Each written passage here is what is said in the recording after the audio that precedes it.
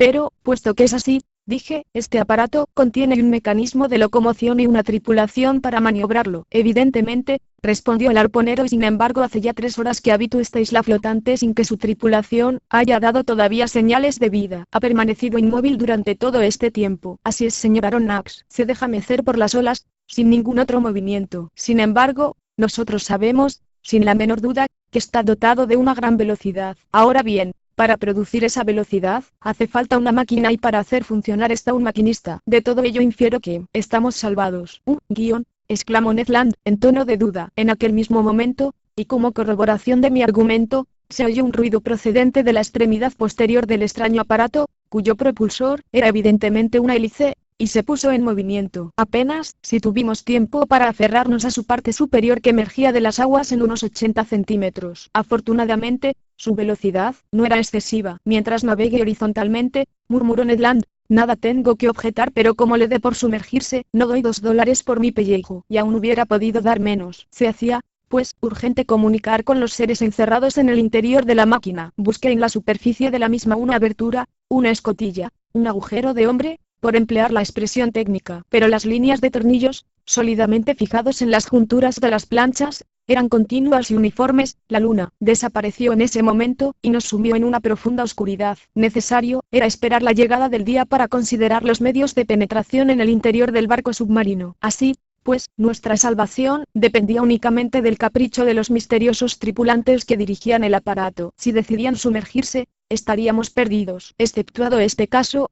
no dudaba yo de la posibilidad de entrar en relación con ellos, pues, en efecto, de no producir por sí mismos el aire necesario era que ascendiesen de vez en cuando a la superficie del océano para renovar su provisión de moléculas respirables. De ahí la necesidad de que existiera una abertura que pusiera en comunicación el interior del barco con la atmósfera. Había que descartar ya completamente toda esperanza de ser salvados por el comandante Farragut, pues íbamos hacia el oeste y a una velocidad que, aunque relativamente moderada, yo estimaba no inferior a unas 12 millas por hora. La hélice batía el agua con una regularidad matemática, y a veces emergía, lanzando una espuma fosforescente a la gran altura. Hacia las 4 de la mañana, aumentó la velocidad. No será muy difícil resistir a tan vertiginosa marcha, sobre todo cuando las olas nos azotaban de plano. Afortunadamente, Ned halló una argolla fijada en la superficie del aparato, a la que pudimos asirnos con seguridad. Al fin acabó la espantosa noche, de la que mi memoria no ha podido conservar todas sus impresiones. Tan solo un detalle quedó impreso en ella. Durante algunos momentos de calma del mar y del viento creí oír en varias ocasiones unos vagos sonidos, una especie de armonía fugaz producida por lejanos acordes. ¿Cuál era, pues, el misterio de esa navegación submarina cuya explicación buscaba, en vano, el mundo entero? ¿Qué seres vivían en ese extraño barco? ¿Qué agente mecánico le permitía desplazarse con tan prodigiosa velocidad? Se hizo de día. Las brumas matinales nos envolvían, pero no tardaron en desgarrarse. Me disponía a examinar atentamente la superficie del aparato, que en su parte superior presentaba una especie de plataforma horizontal, cuando me di cuenta de que el barco iniciaba un movimiento de inmersión. Por todos los diablos! Gritó Ned Land, al tiempo que golpeaba con el pie la plancha sonora. Ábrannos, navegantes inhospitalarios. Pero era difícil hacerse oír en medio del ensordecedor zumbido de la hélice. Afortunadamente, cesó el movimiento de inmersión. De repente, se produjo en el interior del barco un ruido de herrajes, que precedió a la apertura de una plancha por la que apareció un hombre que profirió un extraño grito antes de desaparecer enseguida. Algunos instantes después, 8 hombres muy fornidos, con el rostro velado, aparecieron por la abertura, y silenciosamente, nos introdujeron en su formidable máquina. 8. Móvilis inmóvil. Ese rapto tan brutalmente ejecutado, se había realizado con la rapidez del relámpago, sin darnos tiempo, ni a mis compañeros, ni a mí, de poder efectuar observación alguna. Ignoro lo que ellos pudieron sentir, al ser introducidos en aquella prisión flotante, pero a mí me recorrió la epidermis un helado escalofrío. ¿Con quién tendríamos que habérnoslas? Sin duda con piratas de una nueva especie que explotaban el mar a su manera. Nada más cerrarse la estrecha escotilla, me envolvió una profunda oscuridad. Mis ojos, aún llenos de la luz exterior, no pudieron distinguir cosa alguna. Sentí el contacto de mis pies descalzos con los peldaños de una escalera de hierro. Ned Land y Conseil, vigorosamente atrapados, Me seguían. Al pie de la escalera, se abrió una puerta que se cerró inmediatamente tras nosotros con estrépito. Estábamos solos. ¿Dónde? No podía decirlo ni apenas imaginarlo. Todo estaba oscuro. Era tan absoluta la oscuridad que, tras algunos minutos, mis ojos no habían podido percibir ni una de esas mínimas e indeterminadas claridades que dejan filtrarse las noches más cerradas. Furioso ante tal forma de proceder, Ned Land daba rienda suelta a su indignación. Por mil diablos, exclamaba, he aquí una gente que podría dar lecciones de hospitalidad a los caledonianos. No les falta más que ser antropófagos, y no me sorprendería que lo fueran. Pero declaro que no dejaré sin protestar que me coman. Tranquilícese, amigo Ned, cálmese, dijo plácidamente Conseil, no se sulfure antes de tiempo. Todavía no estamos en la parrilla. ¿En la parla? No, replicó el canadiense, pero sí en el horno. Eso es seguro. Esto está bastante negro. Afortunadamente, conservo mi cuchillo, y veo lo suficiente como para servirme de él. Al primero de estos bandidos que me ponga la mano encima. No se irrite usted, Ned, le dije, y no nos comprometa con violencias inútiles. Quién sabe si nos estarán escuchando. Tratemos más bien de saber dónde estamos. Caminé a tientas y a los 5 pasos me topé con un muro de hierro, hecho con planchas atornilladas. Al volverme, choqué con una mesa de madera, cerca de la cual había unas cuantas banquetas. El piso de aquel calabozo estaba tapizado con una espesa estera de cáñamo que amortiguaba el ruido de los pasos. Los muros desnudos no ofrecían indicios de puertas o ventanas. Conseil, que había dado la vuelta en sentido opuesto, se unió a mí, y volvimos al centro de la cabina, que debía tener unos 20 pies de largo por 10 de ancho. En cuanto a su altura, Ned Land no pudo medirla pese a su elevada estatura. Había transcurrido ya casi media hora sin modificación alguna de la situación cuando nuestros ojos pasaron súbitamente de la más extremada oscuridad a la luz más violenta. Nuestro calabozo se iluminó repentinamente, es decir,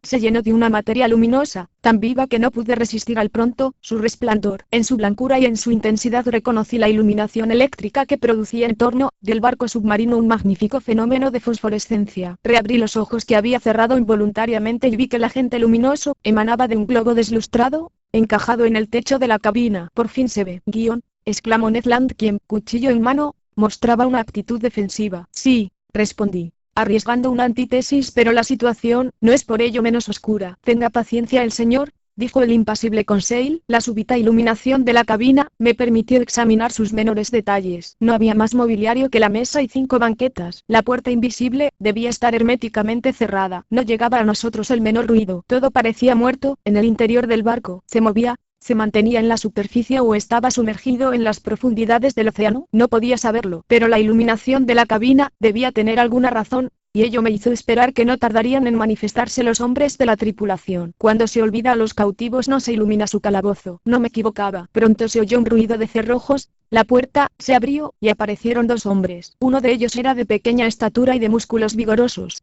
ancho de hombros y robusto de complexión, con una gruesa cabeza con cabellos negros y abundantes. Tenía un frondoso bigote y una mirada viva y penetrante, y toda su persona mostraba ese sello de vivacidad meridional que caracteriza en Francia a los provenzales. Diderot pretendía, con razón, que los gestos humanos son metafóricos, y aquel hombre constituía ciertamente la viva demostración de tal aserto. Al verlo se intuía que en su lenguaje habitual debía prodigar las prosopopeyas, las metonimias y las hipálages, pero nunca pude comprobarlo, pues siempre empleó ante mí un singular idioma, absolutamente incomprensible. El otro desconocido merece una descripción más detallada. Un discípulo de Gratioleto de Engel hubiera podido leer en su fisonomía como en un libro abierto. Reconocí sin vacilación sus cualidades dominantes, la confianza en sí mismo, manifestada en la noble elevación de su cabeza sobre el arco formado por la línea de sus hombros y en la mirada llena de fría seguridad que emitían sus ojos negros, la serenidad, pues la palidez de su piel denunciaba la tranquilidad de su sangre, la energía, demostrada por la rápida contracción de sus músculos superciliares, y por último,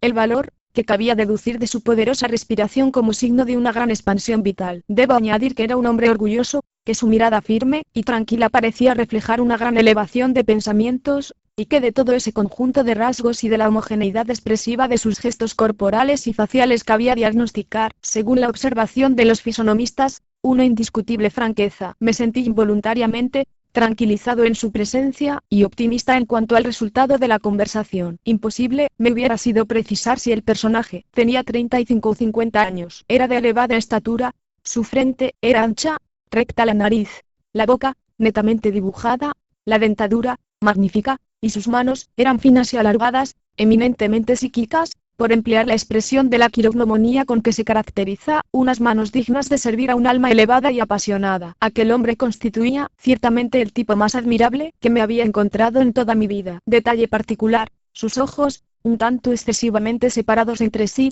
podían abarcar simultáneamente casi la cuarta parte del horizonte. Esa facultad, que pude verificar más tarde, se acompañaba de la de un poder visual superior incluso al de Ned Land. Cuando aquel desconocido fijaba sus ojos en un objeto, la línea de sus cejas se fruncía, sus anchos párpados se plegaban circunscribiendo las pupilas y estrechando así la extensión del campo visual. Miraba, qué mirada la suya, cómo aumentaba el tamaño de los objetos disminuidos por la distancia, cómo le penetraba a uno hasta el alma, al igual que lo hacía con las capas líquidas, tan opacas para nuestros ojos, y cómo leía en lo más profundo de la mar. Los dos desconocidos, tocados con boinas de piel de nutria marina y calzados con botas de piel de foca, vestían unos trajes de un tejido muy particular que dejaban al cuerpo una gran libertad de movimientos. El más alto de los dos, evidentemente el jefe a bordo, nos examinaba con una extremada atención, sin pronunciar palabra. Luego se volvió hacia su compañero, y habló con él, en un lenguaje que no pude reconocer. Era un idioma sonoro, armonioso, flexible, cuyas vocales parecían sometidas a una muy variada acentuación. El otro respondió con un movimiento de cabeza, y añadió 2 o 3 palabras absolutamente incomprensibles para nosotros. De nuevo los ojos del jefe se posaron en mí y su mirada parecía interrogarme directamente. Respondí,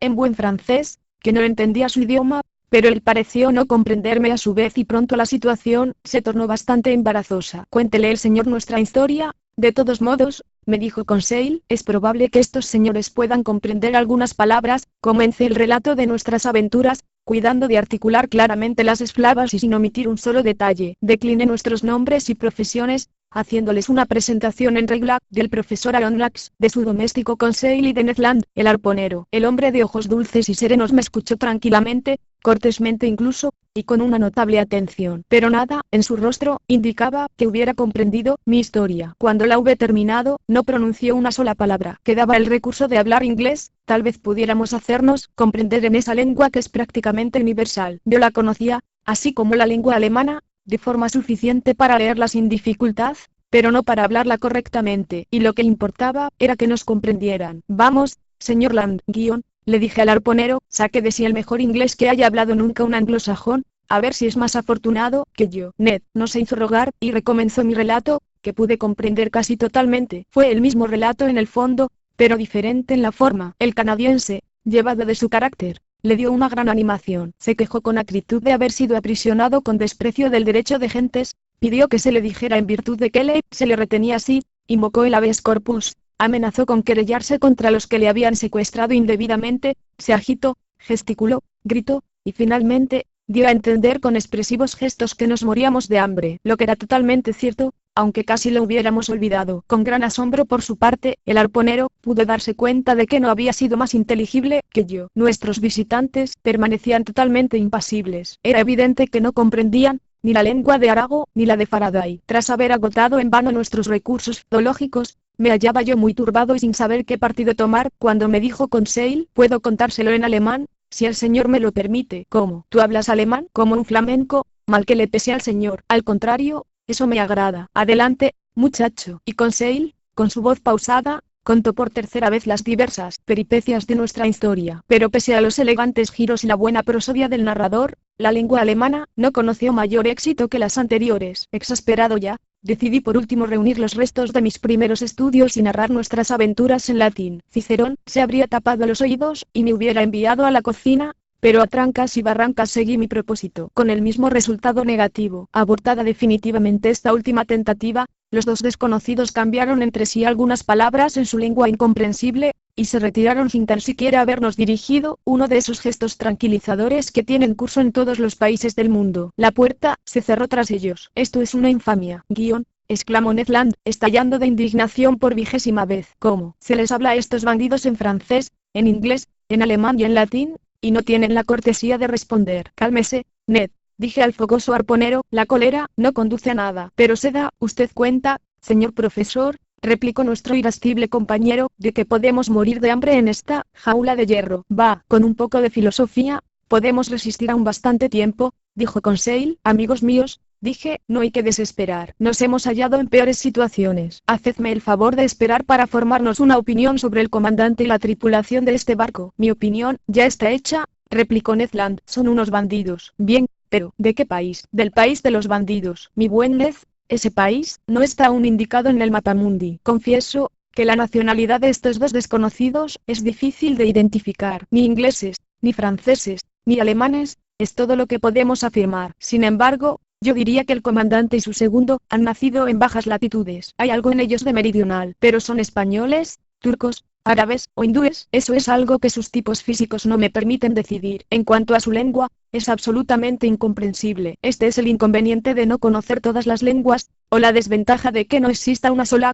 respondió Conseil. Lo que no serviría de nada, replicó Ned Land. ¿No ven ustedes que esta gente tiene un lenguaje para ellos? Un lenguaje inventado para desesperar a la buena gente que pide de comer. Abrir la boca, mover la mandíbula, los dientes y los labios no es algo que se comprende en todos los países del mundo. Es que eso no quiere decir tanto en Quebec como en Pomotu, tanto en París como en los antípodas, que tengo hambre, que me den de comer. Oh, usted sabe, hay naturalezas tan poco inteligentes. No había acabado Conseil de decir esto, cuando se abrió la puerta, y entró un estebard. Nos traía ropas, chaquetas y pantalones, hechas con un tejido cuya naturaleza no pude reconocer. Me apresuré a ponerme esas prendas y mis compañeros me imitaron. Mientras tanto, el estebard, mudo, sordo quizá, había dispuesto la mesa, sobre la que había colocado 3 cubiertos. Vaya, esto parece serio, y se anuncia bien, dijo Conseil. Va, respondió el rencoroso arponero. ¿Qué diablos quiere usted que se coma aquí? Hígado de tortuga, filete de tiburón o carne de perro marino. Ya veremos, dijo Conseil. Los platos, cubiertos por una tapa de plata, habían sido colocados simétricamente sobre el mantel. Nos sentamos a la mesa. Decididamente,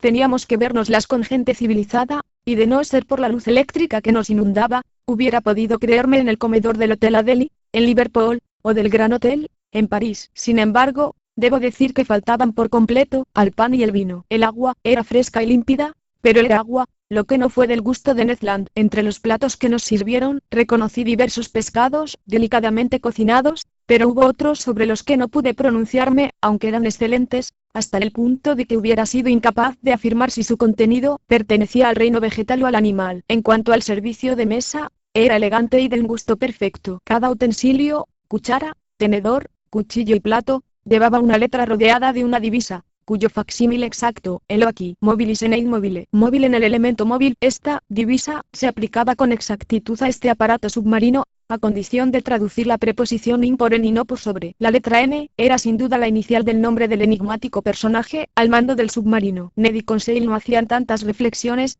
devoraban, y yo no tardé en imitarles. Estaba ya tranquilizado sobre nuestra suerte, y me parecía evidente que nuestros huéspedes no querían dejarnos morir de inanición. Todo tiene un fin en este bajo mundo, hasta el hambre de quienes han permanecido sin comer durante 15 horas. Satisfecho nuestro apetito, se dejó sentir imperiosamente la necesidad de dormir. Reacción muy natural tras la interminable noche que habíamos pasado, luchando contra la muerte. Me parece que no me vendría mal un sueñecito, dijo Conseil. Yo ya estoy durmiendo, respondió Ned. Mis compañeros se tumbaron en el suelo, y no tardaron en sumirse en un profundo sueño. Por mi parte, cedí con menos facilidad a la imperiosa necesidad de dormir. Demasiados pensamientos se acumulaban en mi cerebro, acosado por numerosas cuestiones insolubles, y un tropel de imágenes mantenía mis párpados entreabiertos. ¿Dónde estábamos? ¿Qué extraño poder nos gobernaba? Sentía, o más bien creía sentir, que el aparato se hundía en las capas más profundas del mar, y me asaltaban violentas pesadillas. Entreveía en esos misteriosos asilos todo un mundo de desconocidos animales, de los que el barco submarino era un congénere, como ellos vivo, moviente y formidable. Mi cerebro se fue calmando, mi imaginación se fundió en una vaga somnolencia, y pronto caí en un triste sueño. 9. Los arrebatos de Ned Land. Ignoro cuál pudo ser la duración del sueño, pero debió ser larga, pues nos libró completamente del cansancio acumulado. Yo me desperté el primero. Mis compañeros no se habían movido todavía y permanecían tendidos en su rincón como masas inertes. Apenas me hube levantado de aquel duro lecho, me sentí con el cerebro despejado y las ideas claras, y reexaminé atentamente nuestra celda. Nada había cambiado en su disposición interior. La prisión seguía siéndolo, y los prisioneros también. Sin embargo, el estebard había aprovechado nuestro sueño para retirar el servicio de mesa. Nada indicaba, pues, un próximo cambio de nuestra situación, y me pregunté seriamente si nuestro destino sería el de vivir indefinidamente en ese calabozo. Esa perspectiva me pareció tanto más penosa cuanto que, si bien mi cerebro se veía libre de las obsesiones de la víspera, Sentía una singular represión en el pecho. Respiraba con dificultad, al no bastar el aire, muy pesado, al funcionamiento de mis pulmones. Aunque la cabina fuese bastante amplia, era evidente que habíamos consumido en gran parte el oxígeno que contenía. En efecto, cada hombre consume en una hora el oxígeno contenido en 100 litros de aire, y el aire, cargado entonces de una cantidad casi igual de ácido carbónico, se hace irrespirable. Era, pues, urgente renovar la atmósfera de nuestra cárcel. Y también, sin duda, la del barco submarino. Esto me llevó a preguntarme cómo procedería para ello el comandante de aquella vivienda flotante. Obtendría el aire por procedimientos químicos, mediante la liberación por el calor del oxígeno contenido en el clorato de potasa y la absorción del ácido carbónico por la potasa cáustica. En ese caso, debía haber conservado alguna relación con los continentes para poder procurarse las materias necesarias a tal operación, o se limitaría únicamente al almacenar en depósitos el aire bajo altas presiones para luego distribuirlo según las necesidades de su tripulación. Tal vez quedaba también el procedimiento, más cómodo y económico, y por tanto más probable, de emerger a la superficie de las aguas para respirar como un cetáceo, y renovar así su provisión de atmósfera para un periodo de 24 horas. Fuera cual fuese el método adoptado, me parecía prudente que se empleara sin más tardanza. En efecto, mis pulmones se sentían ya obligados a multiplicar sus inspiraciones para extraer de la celda el escaso oxígeno que contenía. De repente, me sentí refrescado por una corriente de aire puro y perfumado de emanaciones salinas. Era la brisa del mar, vivificante y cargada de yodo. Abrí ampliamente la boca y mis pulmones se saturaron de frescas moléculas. Al mismo tiempo, sentí un movimiento de balanceo, de escasa intensidad, pero perfectamente determinable. El barco, el monstruo de acero, acababa evidentemente de subir a la superficie del océano para respirar, al modo de las ballenas. La forma de ventilación del barco quedaba, pues, perfectamente identificada. Tras absorber a pleno pulmón el aire puro, busqué el conducto, el aerífero que canalizaba hasta nosotros el bienhechor efluvio, y no tardé en encontrarlo. Por encima de la puerta, se abría un agujero de aireación que dejaba pasar una fresca columna de aire para la renovación de la atmósfera de la cabina. Me hallaba concentrado en esa observación cuando Ned y Conseil se despertaron casi al mismo tiempo, bajo la influencia de la revivificante aeración. Ambos se restregaron los ojos, desperezaron los brazos, y se pusieron en pie en un instante. ¿Ha dormido bien el señor Guion?,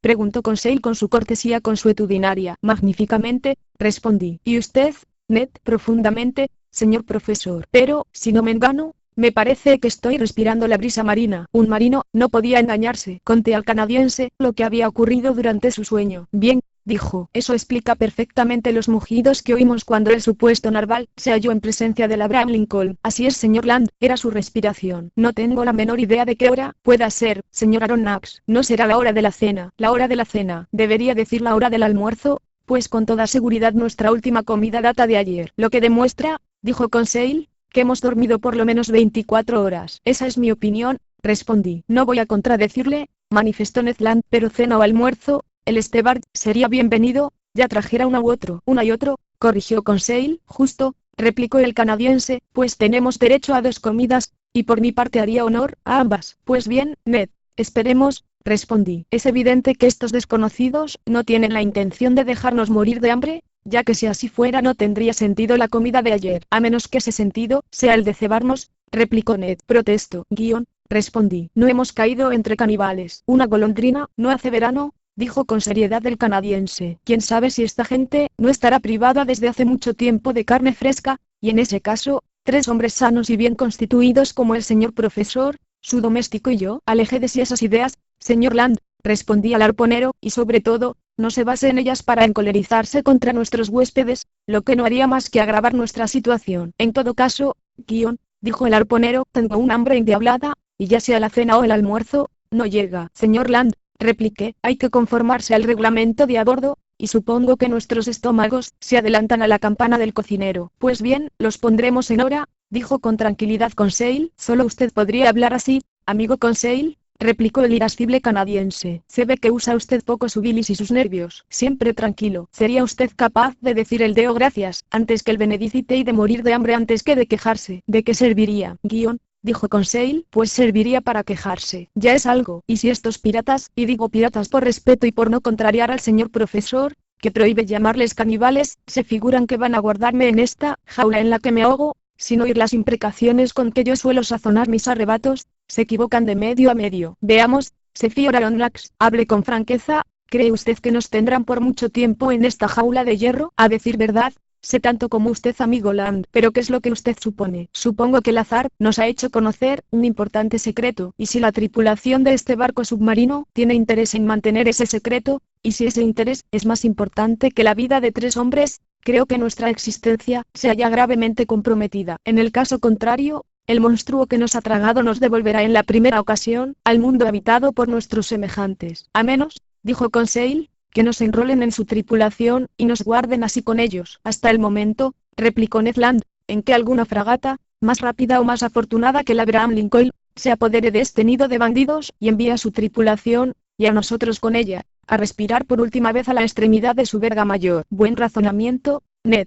dije, pero todavía no se nos ha hecho, que yo sepa, ninguna proposición. Inútil, pues, discutir el partido que debamos tomar hasta que sea necesario. Se lo repito, esperemos, tomemos consejo de las circunstancias y abstengámonos de toda acción, puesto que no hay nada que hacer. Al contrario, señor profesor, respondió el arponero, que no quería darse por vencido, hay que hacer algo. ¿Qué, señor Land? Escaparse de una prisión terrestre, es a menudo difícil, pero hacerlo de una prisión submarina, me parece absolutamente imposible. Vamos, amigo Ned, dijo Conseil, que va a responder a la objeción del señor. Yo no puedo creer que un americano se halle nunca a falta de recursos. El arponero, visiblemente turbado, se calló. Una huida, en las condiciones en que nos había puesto el azar, era absolutamente imposible. Pero un canadiense es un francés a medias, y Ned Land lo acreditó con su respuesta, tras unos momentos de vacilación y reflexión. Así que, señor Aronnax, ¿no adivina usted lo que deben hacer unos hombres que no pueden escaparse de su prisión? No, amigo mío, pues es bien sencillo,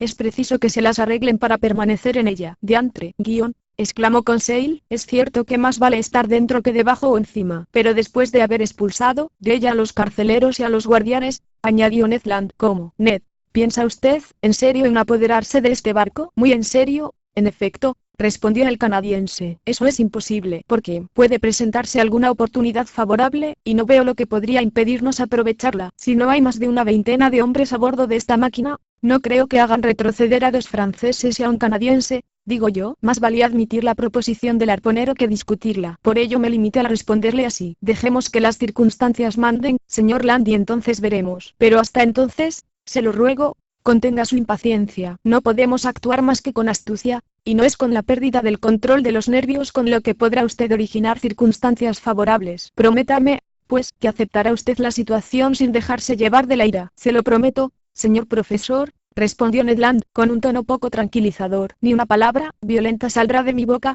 ni un gesto brutal me traicionará, aunque el servicio de la mesa no se cumpla con la regularidad deseable. Tengo su palabra, Ned. Cesamos la conversación, y cada uno de nosotros se puso a reflexionar por su cuenta. Confesaré que, por mi parte y pese a la determinación del arponero, no me hacía ninguna ilusión. No creía yo en esas circunstancias favorables que había invocado Ned Land. Tan segura manipulación del submarino requería una numerosa tripulación, y consecuentemente, en el caso de una lucha, nuestras probabilidades de éxito serían ínfimas. Además, necesario era ante todo, estar libres, y nosotros no lo estábamos. No veía ningún medio de salir de una celda de acero tan herméticamente cerrada. Y si, como parecía probable, el extraño comandante de ese barco tenía un secreto que preservar, cabía abrigar pocas esperanzas de que nos dejara movernos libremente a bordo. La incógnita estribaba en saber si se libraría violentamente de nosotros o si nos lanzaría algún día a algún rincón de la tierra. Todas estas hipótesis me parecían extremadamente plausibles, y había que ser un arponero para poder creer en la reconquista de la libertad. Me di cuenta de que las ideas de Ned Land iban agriándose con las reflexiones a que se entregaba su cerebro. Podía oír poco a poco el hervor de sus imprecaciones en el fondo de su garganta, y veía cómo sus gestos iban tornándose amenazadores. Andaba,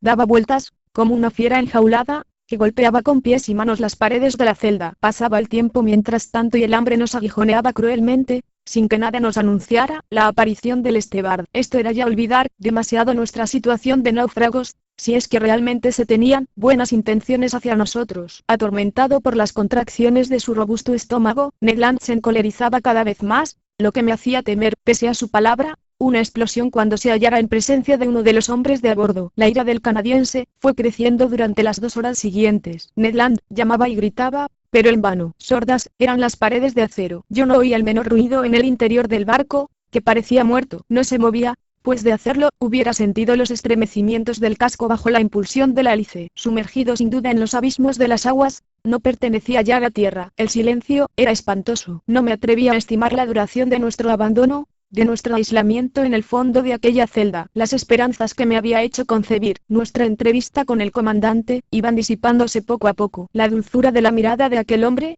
la expresión generosa de su fisonomía, la nobleza de su porte, iban desapareciendo de mi memoria. Volví a ver al enigmático personaje, sí, pero tal como debía ser, necesariamente implacable y cruel. Me lo imaginaba fuera de la humanidad, inaccesible a todo sentimiento de piedad, un implacable enemigo de sus semejantes, a los que debía profesar un odio imperecedero. Pero iba ese hombre a dejarnos morir de inanición, encerrados en esa estrecha prisión, entregados a esas horribles tentaciones a las que impulsa el hambre feroz. Tan espantosa idea cobró en mi ánimo una terrible intensidad, que, con el refuerzo de la imaginación, me sumió en un espanto insensato. Conseil permanecía tranquilo, en tanto que Ned Land rugía. En aquel momento, oímos un ruido exterior, el de unos pasos resonando por las losas metálicas, al que pronto siguió el de un corrimiento de cerrojos. Se abrió la puerta, y apareció el Estebard. Antes de que pudiera hacer un movimiento para impedírselo, el canadiense se precipitó sobre el desgraciado, le derribó, y le mantuvo asido por la garganta. El Estebard se asfixiaba bajo las poderosas manos de Ned Land. Conseil estaba ya tratando de retirar de las manos del arponero a su víctima medio asfixiada, y yo iba a unirme a sus esfuerzos, cuando, súbitamente, me clavaron al suelo estas palabras, pronunciadas en francés. Cálmese, señor Land, y usted, señor profesor, tendrá la amabilidad de escucharme. 10. El hombre de las aguas. Era el comandante de a bordo quien así había hablado. Al oír tales palabras, Ned Land se incorporó súbitamente. El Estebard, casi estrangulado, salió, tambaleándose, a una señal de su jefe, pero era tal el imperio del comandante que ni un gesto traicionó el resentimiento de que debía estar animado ese hombre contra el canadiense. Conseil, vivamente interesado pese a su habitual impasibilidad, y yo estupefacto, esperábamos en silencio el desenlace de la escena. El comandante, apoyado en el ángulo de la mesa, cruzado de brazos, nos observaba con una profunda atención. Dudaba de si debía proseguir hablando. Cabía creer que lamentaba haber pronunciado aquellas palabras en francés. Tras unos instantes de silencio que ninguno de nosotros osó romper, dijo con una voz tranquila y penetrante: señores, hablo lo mismo el francés que el inglés, el alemán que el latín. Pude, pues, responderles durante nuestra primera entrevista, pero quería conocerles primero, y reflexionar después. Su cuádruple relato, absolutamente semejante en el fondo, me confirmó sus identidades, y supe así que el azar me había puesto en presencia del señor Pierre Aronnax, profesor de Historia Natural en el Museo de París, encargado de una misión científica en el extranjero, de su doméstico, Conseil, y de Ned Land, canadiense, y arponero a bordo de la fragata Abraham Lincoln, de la Marina Nacional de los Estados Unidos de América. Me incliné en signo de asentimiento. No había ninguna interrogación en las palabras del comandante, y en consonancia no requerían respuesta. Se expresaba con una facilidad perfecta, sin ningún acento. Sus frases eran nítidas, sus palabras, precisas, su facilidad de locución, notable. Y, sin embargo, yo no podía sentir, en el compatriota. El hombre prosiguió hablando en estos términos. Sin duda ha debido parecerle, señor, que he tardado demasiado en hacerles esta segunda visita. Lo cierto es que, una vez conocida su identidad, hube de sopesar cuidadosamente la actitud que debía adoptar con ustedes, y lo he dudado mucho. Las más enojosas circunstancias les han puesto en presencia de un hombre que ha roto sus relaciones con la humanidad. Han venido ustedes a perturbar mi existencia. Involuntariamente, dije. Involuntariamente, dijo el desconocido, elevando la voz. Puede afirmarse que el Abraham Lincoln me persigue involuntariamente, por todos los mares. Tomaron ustedes pasaje a bordo de esa fragata involuntariamente. Rebotaron involuntariamente en mi navío los obuses de sus cañones. Fue involuntariamente como nos arponeó el señor Land. Había una contenida irritación en las palabras que acababa de proferir, pero a tales recriminaciones, había una respuesta natural, que es la que yo le di. Señor, sin duda ignora usted las discusiones que ha suscitado en América y en Europa. Tal vez no sepa usted que diversos accidentes, provocados por el choque de su aparato submarino, han emocionado a la opinión pública de ambos continentes. No le cansaré con el relato de las innumerables hipótesis con las que se ha tratado de hallar explicación al inexplicable fenómeno cuyo secreto solo usted conocía. Pero debe saber usted que al perseguirle hasta los altos mares del Pacífico, el Abraham Lincoln creía ir en pos de un poderoso monstruo marino, del que había que librar al océano a toda costa. Un esbozo de sonrisa se dibujó en los labios del comandante, quien añadió, en tono más suave: señor Aronnax, ¿osaría usted afirmar que su fragata no hubiera perseguido y cañoneado a un barco submarino igual que a un monstruo? Su pregunta me dejó turbado, pues con toda certeza el comandante Farragut no hubiese dudado en hacerlo, creyendo deber suyo destruir un aparato de ese género, al mismo título que un narval gigantesco. Comprenderá usted, pues, señor, que tengo derecho a tratarles como enemigos. No respondí. Y con razón. ¿Para qué discutir semejante proposición, cuando la fuerza puede destruir los mejores argumentos? Lo he dudado mucho. Nada me obligaba a concederles mi hospitalidad. Si debía separarme de ustedes, no tenía ningún interés en volver a verles. Me hubiera bastado situarles, de nuevo en la plataforma de este navío que les sirvió de refugio, sumergirme y olvidar su existencia. No era ese mi derecho. Tal vez sea ese el derecho de un salvaje, respondí, pero no el de un hombre civilizado. Señor profesor, replicó vivamente el comandante, yo no soy lo que usted llama un hombre civilizado. He roto por completo con toda la sociedad, por razones que yo solo tengo el derecho de apreciar. No obedezco a sus reglas, y le conjuro a usted que no las invoque nunca ante mí. Lo había dicho en un tono enérgico y cortante. Un destello de cólera y desdén se había encendido en los ojos del desconocido. Entreví en ese hombre un pasado formidable. No solo se había puesto al margen de las leyes humanas, sino que se había hecho independiente, libre en la más rigurosa acepción de la palabra, fuera del alcance de la sociedad. ¿Quién osaría perseguirle hasta el fondo de los mares, puesto que en su superficie era capaz de sustraerse a todas las asechanzas que contra él se tendían? ¿Qué navío podía resistir al choque de su monitor submarino? ¿Qué coraza, por gruesa que fuese, podía soportar los golpes de su espolón? Nadie, entre los hombres, podía pedirle cuenta de sus actos. Dios, si es que creía en él, su conciencia, si la tenía, eran los únicos jueces de los que podía depender. Tales eran las rápidas reflexiones que había suscitado en mí el extraño personaje, quien callaba, como absorto y replegado en sí mismo. Yo le miraba con un espanto lleno de interés, tal y como Edipo debió observar a la esfinge. Tras un largo silencio, el comandante volvió a hablar. Así, pues, dudé mucho, pero al fin pensé que mi interés podía conciliarse con esa piedad natural a la que todo ser humano tiene derecho. ¿Permanecerán ustedes a bordo, puesto que la fatalidad les ha traído aquí? Serán ustedes libres, y a cambio de esa libertad, muy relativa por otra parte, yo no les impondré más que una sola condición. Su palabra de honor de someterse a ella me bastará. Diga usted, señor, respondí. Supongo que esa condición es de las que un hombre honrado puede aceptar. Sí, señor, y es la siguiente: es posible que algunos acontecimientos imprevistos me obliguen a encerrarles en sus camarotes por algunas horas o algunos días, según los casos. Por ser mi deseo no utilizar nunca la violencia, espero de ustedes en esos casos, más aún que en cualquier otro, una obediencia pasiva. Al actuar así, cubro su responsabilidad, les eximo totalmente, pues debo hacerles imposible ver lo que no debe ser visto. ¿Aceptan ustedes esta condición? Ocurrían allí, pues, cosas por lo menos singulares, que no debían ser vistas por gentes no situadas al margen de las leyes sociales. Entre las sorpresas que me reservaba el porvenir, no debía ser esa una de las menores. Aceptamos, respondí. Pero permítame hacerle una pregunta, una sola. Dígame, ¿ha dicho usted que seremos libres a bordo? Totalmente. Quisiera preguntarle, pues, ¿qué es lo que entiende usted por libertad? Pues la libertad de ir y venir, de ver, de observar todo lo que pasa aquí,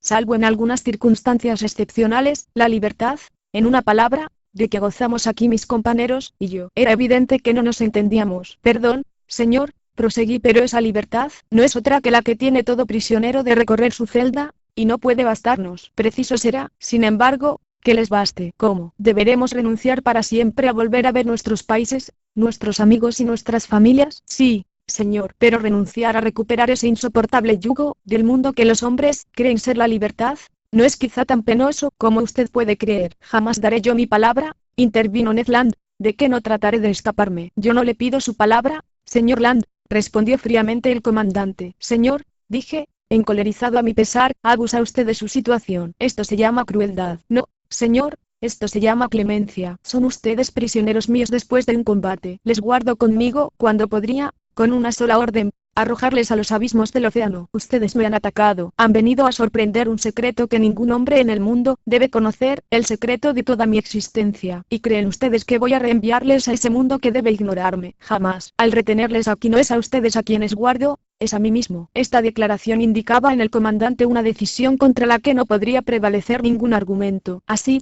pues, señor, dije, ¿nos da usted simplemente a elegir entre la vida y la muerte? No. Así es, simplemente. Amigos míos, dije a mis compañeros, ante una cuestión así planteada, no hay nada que decir. Pero ninguna promesa nos liga al comandante de a bordo. Ninguna, señor, respondió el desconocido. Luego, Con una voz más suave, añadió, ahora, permítame acabar lo que quiero decirle. Yo le conozco, señor Aronnax, si no sus compañeros, usted, al menos, no tendrá tantos motivos de lamentarse del azar que le ha ligado a mi suerte. Entre los libros que sirven a mis estudios favoritos, hallará usted el que ha publicado sobre los grandes fondos marinos. Lo he leído a menudo. Ha llevado usted su obra tan lejos como le permitía la ciencia terrestre. Pero no sabe usted todo, no lo ha visto usted todo. Déjeme decirle, señor profesor, que no lamentará usted el tiempo que pase aquí a bordo. Va a viajar usted por el país de las maravillas. El asombro y la estupefacción serán su estado de ánimo habitual de aquí en adelante. No se cansará fácilmente del espectáculo incesantemente ofrecido a sus ojos. Voy a volver a ver, en una nueva vuelta al mundo submarino, que, quién sabe, quizás sea la última, todo lo que he podido estudiar en los fondos marinos tantas veces recorridos, y usted será mi compañero de estudios. A partir de hoy entra usted, en un nuevo elemento. Verá usted lo que no ha visto aún hombre alguno, pues yo y los míos ya no contamos, y nuestro planeta, gracias a mí, va a entregarle sus últimos secretos. No puedo negar que las palabras del comandante me causaron una gran impresión. Habían llegado a lo más vulnerable de mi persona, y así pude olvidar, por un instante, que la contemplación de esas cosas sublimes no podía valer la libertad perdida. Pero tan grave cuestión, quedaba confiada al futuro, y me limité a responder. Señor, aunque haya roto usted con la humanidad, quiero creer que no ha renegado de todo sentimiento humano. Somos náufragos, caritativamente recogidos a bordo de su barco, no lo olvidaremos. En cuanto a mí, me doy cuenta de que si el interés de la ciencia pudiera absorber hasta la necesidad de la libertad, lo que me promete nuestro encuentro, me ofrecería grandes compensaciones. Pensaba yo que el comandante iba a tenderme la mano para sellar nuestro tratado, pero no lo hizo, y lo sentí por él. Una última pregunta, dije en el momento en que ese ser inexplicable parecía querer retirarse. Dígame,